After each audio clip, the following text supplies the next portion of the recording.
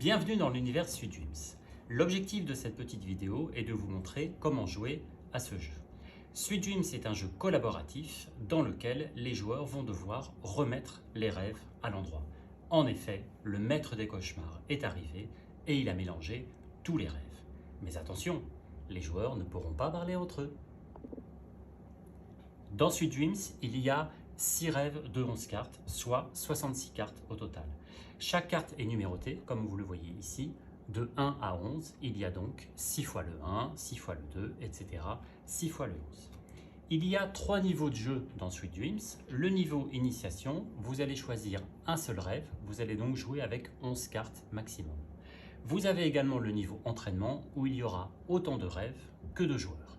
Et enfin, vous avez le but ultime, le combat contre le maître des cauchemars, où vous allez jouer avec la totalité des 66 cartes. Je vais vous montrer comment se déroule une partie d'entraînement à 2 joueurs. Nous avons choisi les 2 rêves qui nous intéressaient.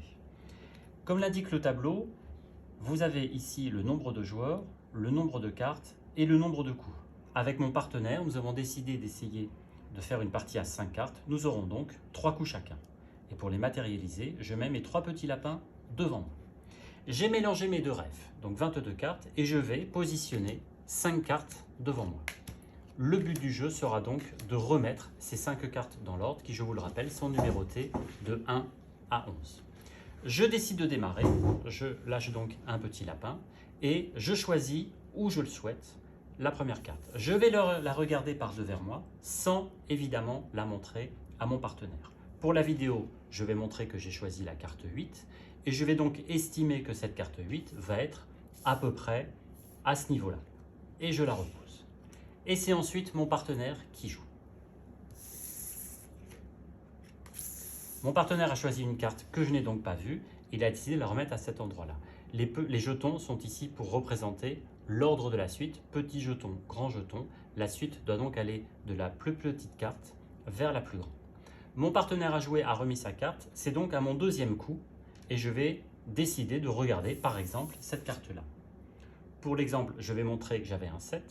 Je me rappelle qu'au préalable, j'avais tiré un 8 que j'avais mis à tel endroit. Je décide donc de repositionner la carte à cet endroit-là. C'est ensuite mon partenaire qui va jouer pour la deuxième fois, qui tire une carte et qui va décider de mettre les cartes à cet endroit-là. Parfait. Je vais faire mon troisième et dernier coup. Je vais décider de choisir cette carte-là, que je vais regarder. Pareil pour l'exemple, je montre que c'est la carte numéro 10, mais encore une fois, mon partenaire ne le voit pas, et je vais estimer que je dois être dans les cartes les plus hautes, donc je vais la remettre ici. Dernier coup pour mon partenaire, qui va décider de choisir une carte que j'ai déjà regardée, mais il a le droit, il fait ce qu'il veut, et il conforte en remettant au même endroit. C'est terminé, nous avons joué 3 coups chacun, et nous allons vérifier si nous avons réussi à remettre les rêves dans l'ordre. Donc on dévoile, il y a le 1, c'est bien parti, le 7, le 8, le 10 et le 10. C'est parfait, la suite est réussie. On voit bien que les cartes ont été remises dans l'ordre. Nous avons réussi cette partie avec mon partenaire et nous allons maintenant décider, par exemple, de tenter une suite avec 7 cartes. Ça y est, on est prêt. Nous décidons donc d'aller lutter contre le maître des cauchemars. Nous choisissons le niveau facile, 11 h du matin. Il est minuit et il faut donc qu'avant 11 h du matin, nous ayons vidé la totalité des cartes. À chaque partie que nous allons faire, nous allons perdre 1 heure. Nous décidons de démarrer avec une partie avec 7 cartes. 2 cas de figure. Soit nous réussissons et nous prenons à ce moment-là les 7 cartes et nous les défaussons et mon paquet a diminué de 7 cartes et j'ai perdu 1 heure puisque nous avons fait une partie.